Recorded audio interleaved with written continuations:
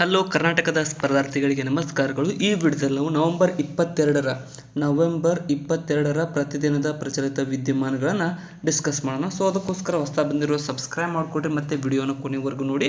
ತುಂಬ ಇಂಪಾರ್ಟೆಂಟ್ ಆದಂತಹ ಕರ್ನಾಟಕದ ಎಲ್ಲ ಕಾಂಪಿಟೇಟಿವ್ ಎಕ್ಸಾಮ್ಗೆ ಉಪಯುಕ್ತವಾಗ್ತಕ್ಕಂಥ ಪ್ರಶ್ನೆಗಳಾಗಿವೆ. ಸೊ SSC ಎಕ್ಸಾಮ್ ಕೂಡ ಇದು ಇಂಪಾರ್ಟೆಂಟ್ ಆಗುತ್ತೆ, ಉಪಯುಕ್ತವಾಗ್ತವೆ. ಸೊ ಮೊದಲನೇದಾಗಿ Tata steel chess India blitz ಅಂತ ಕರಿತೀವಿ. ಸೊ ಸ್ಪರ್ಧೆಯಲ್ಲಿ ಯಾರು ಗೆದ್ದಿದ್ದಾರೆ ಅಂತ ಕೇಳಿದ್ದಾರೆ. ಸೊ ಪ್ರತಿ ವರ್ಷ ಈ ಟಾಟಾ ಕಂಪನಿ ಏನಿದೆಯಲ್ಲ, ಸೊ ಇದು ಈ ಒಂದು ಸ್ಪರ್ಧೆಯನ್ನು ನಡೆಸ್ಕೊಡುತ್ತೆ. ಸೊ ಈ ಒಂದು ಸ್ಪರ್ಧೆ ನಡೆದಿರ್ತಕ್ಕಂಥದ್ದು ಎಲ್ಲಪ್ಪ ಅಂತಂದರೆ ಕೋಲ್ಕತ್ತಾದ ಧ್ಯಾನೋ ಕರೆಕ್ಟಾಗಿ ನೋಡಿಕೊಡ್ರಿ, ಧ್ಯಾನೋ ಆಡಿಟೋರಿಯಂ. ಸೊ ಇದು ಕಂಡು ಬರ್ತಕ್ಕಂಥದ್ದು ಎಲ್ಲಪ್ಪ ಅಂತಂದರೆ ಕೋಲ್ಕತ್ತಾದಲ್ಲಿ ಇದಿದೆ. ಇಲ್ಲಿ ಈ ಸ್ಪರ್ಧೆ ನಡೆದಿತ್ತು. ಸೊ ಇದನ್ನು ಗೆದ್ದಿರ್ತಕ್ಕಂಥವ್ರು ಯಾರಪ್ಪ ಅಂದರೆ ಮ್ಯಾಗ್ನಸ್ ಕಾರ್ಲ್ಸನ್. ಇವರು ನಾರ್ವೆ ದೇಶದವರು, ನಾರ್ವೆ ದೇಶರಾಗಿದ್ದು ಇವರು ಈ ಒಂದು ಪ್ರಶಸ್ತಿಯನ್ನು ಗೆದ್ದಿದ್ದಾರೆ. ನೆಕ್ಸ್ಟ್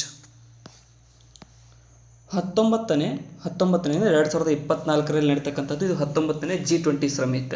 G20 ಅಂದರೆ ಏನಪ್ಪ ಅಂದರೆ ಗ್ರೂಪ್ ಆಫ್ 20 ಅಂತ ಕರಿತೀವಿ, ಗ್ರೂಪ್ ಆಫ್ 20.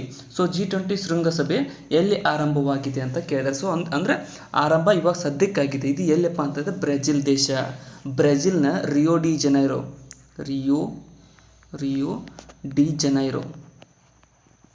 ಜನೈರೋದಲ್ಲಿ ಇದು ಆರಂಭಗೊಂಡಿರ್ತಕ್ಕಂಥದ್ದು G20 ಶೃಂಗಸಭೆ. ಮತ್ತು ಇದೇನಪ್ಪ ಅಂದರೆ ಇದರ ಮೋಟೋ ಅಥವಾ ಥೀಮ್ ಏನಪ್ಪ ಅಂತಂದರೆ building a just world and sustainable planet. ಸ್ವಲ್ಪ ಸ್ಪೆಲ್ಲಿಂಗ್ ಕರೆಕ್ಟ್ ಇದೆ, ಬಟ್ ಏನಪ್ಪ ಅಂದ್ರೆ ನಾನು ಹ್ಯಾಂಡ್ ರೈಟಿಂಗ್ ನೋಡಿಕೊಟ್ಟು ಸಸ್ಟೈನೇಬಲ್ ಪ್ಲ್ಯಾನೆಟ್ ಇದು ಪ್ಲ್ಯಾನೆಟ್. ಸೊ ಏನಪ್ಪ ಅಂತಂದರೆ ಇದ್ರ ಥೀಮ್ ಏನು, building a just world and sustainable planet ಅನ್ನೋದು ಇದ್ರದ್ದು ಥೀಮ್ ಆಗಿದೆ. ಥೀಮ್ ಮೇಲೆ ಕ್ವಶನ್ಗಳು ತುಂಬ ಕೇಳ್ತಾರೆ. ಸೊ 19ನೇ ಶೃಂಗಸಭೆಯ G20 ಶೃಂಗಸಭೆಯ ಥೀಮ್ ಏನಾಗಿತ್ತು ಅಂತ ಕೇಳ್ಬೋದು.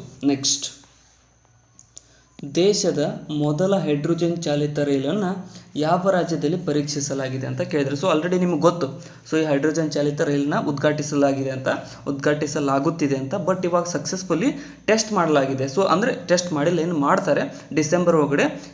ಇದನ್ನು ಎಲ್ಲಪ್ಪ ಅಂತಂದ್ರೆ ಹರಿಯಾಣ ರಾಜ್ಯದ ಎಲ್ಲಿಂದ ಎಲ್ಲಿಯವರೆಗೆ ಅಂತ ಅಂದರೆ ಇದನ್ನು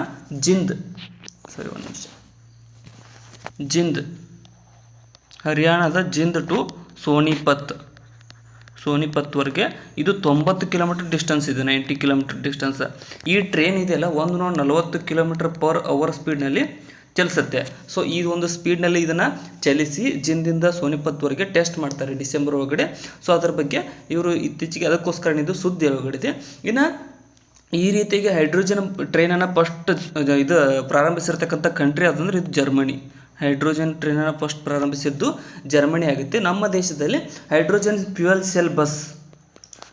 ಸೆಲ್ ಬಸ್ ಅಂತ ಕರಿತೀವಿ. ಇದಕ್ಕೆ ಗ್ರೀನ್ ಫ್ಯೂಯಲ್ ಸೆಲ್ ಅಂತ ಕರೀತಾರೆ. ಸೊ ಯಾಕಪ್ಪ ಅಂತಂದರೆ ಇದು ಕಡಿಮೆ ಒಂದು ಕಾರ್ಬನ್ ಡೈಆಕ್ಸೈಡನ್ನು ಬಿಡುವ ಕಾರಣ ಇದಕ್ಕೆ ಗ್ರೀನ್ ಫ್ಯೂಯಲ್ ಸೆಲ್ ಬಸ್ ಅಂತ ಕರಿತೀವಿ. ಸೊ ಇದು ಆರಂಭಗೊಂಡಿರ್ತಕ್ಕಂಥದ್ದು ಎಲ್ಲಪ್ಪ ಅಂತಂದರೆ ಡೆಲ್ಲಿಯಲ್ಲಿ. ಇದು ಕೂಡ ಸ್ವಲ್ಪ ಲಕ್ಷ್ಯ ಇರಲಿ, ಡೆಲ್ಲಿಯಲ್ಲಿ ಗ್ರೀನ್ ಫ್ಯೂಯಲ್ ಸೆಲ್ ಬಸ್ ಆರಂಭಗೊಂಡಿದೆ. ಮತ್ತೇನಪ್ಪ ಅಂದರೆ ಹೈಡ್ರೋಜನ್ ಫ್ಯೂಯಲ್ ಟ್ರೈನ್ ಎಲ್ಲಿ ಅಂತಂದರೆ ಹರಿಯಾಣದ Jind to Sonipat 90 km distance ಒಳಗಡೆ ಇದನ್ನು ಪರೀಕ್ಷೆ ಮಾಡಲಾಗುತ್ತದೆ ಡಿಸೆಂಬರ್ನಲ್ಲಿ. ಅಂದರೆ ಭಾಳ ಇಂಪಾರ್ಟೆಂಟ್ ಆಗುತ್ತೆ ಇದು. ನೆಕ್ಸ್ಟ್ ಹೋಗೋಣ. ಭಾರತದಲ್ಲಿ ಮೊದಲ ಪ್ರಾಣಿಗಳ ಆ್ಯಂಬುಲೆನ್ಸನ್ನು ಎಲ್ಲಿ ಆರಂಭ ಮಾಡಲಾಗಿದೆ ಅಂತ ಕೇಳಿದ್ದಾರೆ. ಸೊ ನಮ್ಮ ದೇಶದೊಳಗಡೆ ಪ್ರಾಣಿಗಳಿಗಾಗಿ ಮೊದಲ ಆ್ಯಂಬುಲೆನ್ಸನ್ನು ಎಲ್ಲಪ್ಪ ಅಂತಂದರೆ ತಮಿಳುನಾಡಿನ ಚೆನ್ನೈನಲ್ಲಿ ಇದನ್ನು ಪ್ರಾರಂಭಿಸಲಾಗಿದೆ. ಸೊ ಫಸ್ಟ್ ಕಂಪನಿ ಯಾವುದಪ್ಪ ಅಂದರೆ ಟಾಟಾ ಕಂಪನಿ ಇದನ್ನು ಆಲ್ರೆಡಿ ಪ್ರಾರಂಭ ಮಾಡಿತ್ತು ಕೋಲ್ಕತ್ತಾದಲ್ಲಿ. ಬಟ್ ರಾಜ್ಯ ಸರ್ಕಾರ ಅಂತ ಬಂದಾಗ ಒಂದು ಚೆನ್ನೈನಲ್ಲಿ ಆರಂಭಗೊಂಡಿದೆ. ಇದು ಎಮರ್ಜೆನ್ಸಿ ನಂಬರ್ ಎಷ್ಟು ನೋಡಿ, 1962. ಇದ್ರದ್ದು ಎಮರ್ಜೆನ್ಸಿ ಕಾಲ್ ಮಾಡಿ ಅದನ್ನು ಆ್ಯಂಬುಲೆನ್ಸನ್ನು ಕಾಲ್ ಮಾಡ್ಬೋದು. ಅಂದರೆ ನಮ್ಮದು ಹೇಗೆ ಹ್ಯೂಮನ್ಸದು 108 ಇದೆಯೋ ಅದೇ ರೀತಿಯಾಗಿ ಪ್ರಾಣಿಗಳಿಗಾಗಿ 1962 ಅಂತ ಪ್ರಾರಂಭಿಸಿದ್ದಾರೆ. ನೆಕ್ಸ್ಟ್, ಭಾರತದ ಮೊದಲ ತೃತೀಯ ಲಿಂಗ ಟ್ರಾನ್ಸ್ಜೆಂಡರ್ ಅಂತ ಕರಿತೀವಿ ಡೆಸ್ಕ್ ಸಮುದಾಯವು ಎಲ್ಲಿ ಆರಂಭಗೊಂಡಿದೆ ಅಂತ ಕೇಳಿದ್ದಾರೆ. ಸೊ ಡೆಸ್ಕ್ ಸಮುದಾಯ ಅಂತಂದರೆ ಪೊಲೀಸ್ ಸ್ಟೇಷನ್ದಲ್ಲಿದ್ದು. ಸೊ ಇದು ಎಲ್ಲಪ್ಪ ಅಂತಂದರೆ ಸರಿಯಾದ ಉತ್ತರ ತೆಲಂಗಾಣದ ಯಾವ ಸ್ಟೇಷನ್ ಅಂತಂದರೆ ಗಾಚಿಬೌಲಿ. ನೋಡಿರಿ, ಗಾಚಿಬೌಲಿ ಅನ್ನುವಂತಹ ಪೊಲೀಸ್ ಸ್ಟೇಷನ್ದಲ್ಲಿ ಇದನ್ನು ಆರಂಭ ಮಾಡಲಾಗಿದೆ, ಪೊಲೀಸ್ ಸ್ಟೇಷನ್. ಮತ್ತು ಮೊದಲ ಟ್ರಾನ್ಸ್ಜೆಂಡರ್ ಪಾರ್ಕ್ ಎಲ್ಲಿ ಅಂತಂದರೆ ಕೋಜಿಕೋಡ್. ಪಾರ್ಕ್ ಬೇರೆ, ಇದು ಬೇರೆ, ಡೆಸ್ಕ್ ಬೇರೆ. ಕೋಜಿಕೋಡ್ನಲ್ಲಿ, ಕೇರಳದ ಕೋಜಿಕೋಡ್ನಲ್ಲಿ ಮೊದಲ ಪಾರ್ಕನ್ನು ಆರಂಭಿಸಲಾಗಿದೆ.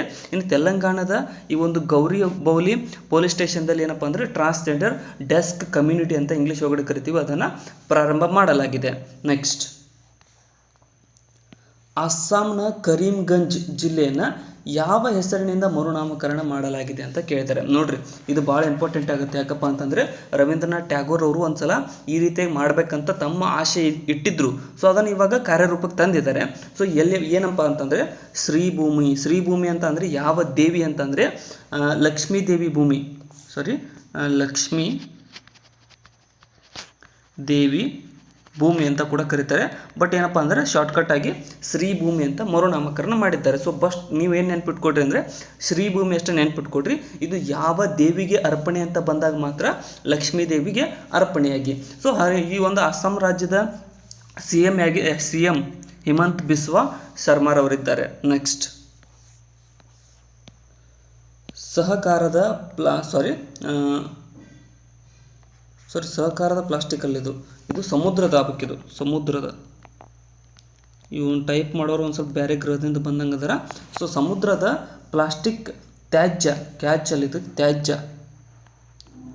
ತ್ಯಾಜ್ಯದಿಂದ ತಯಾರಿಸಿದ ಮೊದಲ ಲ್ಯಾಪ್ಟಾಪ್ ಯಾವುದು ಅಂತ ಕೇಳಿದ್ರೆ, ಅಂದರೆ ಈ ಒಂದು ಸಮುದ್ರದಿಂದ ತ್ಯಾಜ್ಯ ಬರುತ್ತಲ್ಲ, ಸೊ ಅದರಿಂದ ಅಂದರೆ ಈ ವೇಸ್ಟಿಂದ ಫಸ್ಟ್ ಕಂಪ್ನಿ ಅದನ್ನು ಬಳಸಿಕೊಂಡು ಒಂದು ಡ್ರ್ಯಾಗನ್ ಫ್ಲೈ ಅನ್ನುವಂತಹ ಲ್ಯಾಪ್ಟಾಪನ್ನು ಪ್ರಾರಂಭಿಸಿದೆ ಅಂತ ಅಭಿವೃದ್ಧಿಪಡಿಸಿದೆ.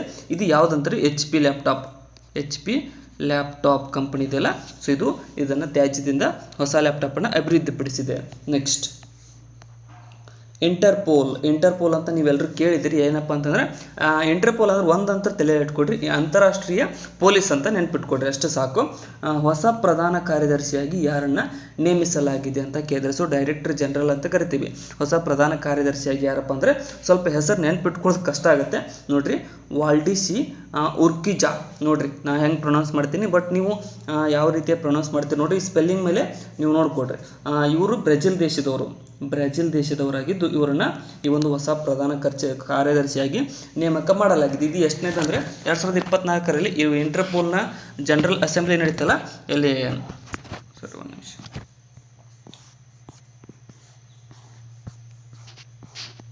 ಇವತ್ತು ಅಂದರೆ ಇಂಟರ್ಪೋಲ್ನ ಜನರಲ್ ಅಸೆಂಬ್ಲಿ ನಡೀತು ಇಲ್ಲಿ ಗ್ಲಾಸ್ಗೋ, ಯುಕೆದ ಗ್ಲಾಸ್ಗೋ. ಸೊ ಇಲ್ಲಿ ನಡೀತಲ್ಲ, ಸೊ ಎಷ್ಟನೇದಿದು 92ನೇ ಇಂಟರ್ಪೋಲ್ ಜನರಲ್ ಅಸೆಂಬ್ಲಿಯಲ್ಲಿ ನಡೆದಿರ್ತಕ್ಕಂಥ ಈ ಸಭೆಯಲ್ಲಿ ಇವ್ರನ್ನ ನೇಮಿಸಲಾಗಿದೆ. ಅದೇ ರೀತಿಯಾಗಿ ಕರೆಂಟ್ ಪ್ರೆಸಿಡೆಂಟ್ ಯಾರಿದ್ದಾರೆ ಅಂತಂದರೆ ಇಂಟರ್ಪೋಲ್ನ ಪ್ರೆಸಿಡೆಂಟ್ ಅಹಮದ್ ನಾಸರ್ ಅಲ್ ರೈಸಿ. ಸೊ ಇವರು ಕೂಡ ಇತ್ತೀಚೆಗೆ ಆಯ್ಕೆಗೊಂಡಿದ್ದಾರೆ. UAE ದೇಶದವರು, ಯುನೈಟೆಡ್ ಅರಬ್ ಎಮಿರೇಟ್ಸ್ ದೇಶದವರಾಗಿದ್ದು, ಸೊ ಇವರನ್ನು ನೇಮಿಸಲಾಗಿದೆ. ಇದರ ಕೇಂದ್ರ ಕಚೇರಿ ಕಂಡು ಬರ್ತಕ್ಕಂಥದ್ದು ಫ್ರಾನ್ಸ್. ಇಂಟರ್ಪೋಲ್ನ ಕೇಂದ್ರ ಕಚೇರಿ ಫ್ರಾನ್ಸ್ನ ಲಿಯೋನ್ನಲ್ಲಿ. ಸೊ ಇಷ್ಟಂತೂ ಮುಗೀತು ಇವತ್ತಿಗೆ. ಇಲ್ಲಿನ ಕರೆಂಟ್ ಅಫೇರ್ಸ್ ಮುಕ್ತಾಯಗೊಂಡಿದೆ. ಕೊನೆವರೆಗೂ ನೋಡಿದ್ದಕ್ಕೆ ಎಲ್ರಿಗೂ ಧನ್ಯವಾದಗಳು. ವಿಡಿಯೋನ ಆದಷ್ಟು ನಿಮ್ಮ ಫ್ರೆಂಡ್ಸ್ಗೆ ಶೇರ್ ಮಾಡಿ, ಸಬ್ಸ್ಕ್ರೈಬ್ ಮಾಡಿಕೊಟ್ಟು. ಮತ್ತು ಇದೇ ರೀತಿಯಾಗಿ ಡೈಲಿ ಕರೆಂಟ್ ಅಫೇರ್ಸ್ ಕೂಡ ಬರುತ್ತೆ, ವೀಕ್ಲಿ ಕರೆಂಟ್ ಅಫೇರ್ಸ್ ಬರುತ್ತೆ, ಮಂತ್ಲಿ ಕರೆಂಟ್ ಅಫೇರ್ಸ್ ಕೂಡ ಬರುತ್ತೆ. ಅದನ್ನು ಕೂಡ ನೋಡ್ತಾ ಇರಿ. Thank you so much.